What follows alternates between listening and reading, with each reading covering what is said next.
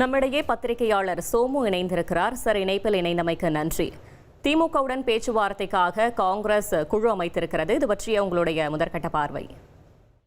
ஆமா, அதாவது இப்ப சமீபத்தில் நடந்த பீகார் தேர்தல், அதுக்கு முன்னாடி நடந்த கரூர் தவேக பலி, இதுக்கு முன்னாடியே இந்த மாதிரி காங்கிரஸ் வேற ஒரு ரூட் எடுக்குது, தவேக கூட பேச்சுவார்த்தை நடத்துது.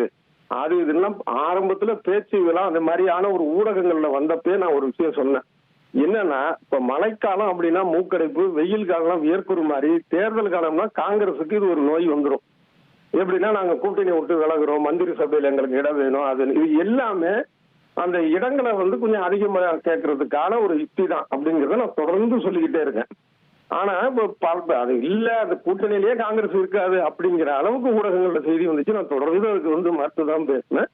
இப்ப அவங்க கட்சியில இருந்து அது உறுதியாகி இருக்கு.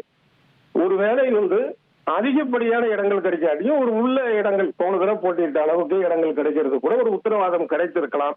அதன் அடிப்படையில இது வெளிப்படையாக இவங்க அறிவிச்சிருப்பாங்க.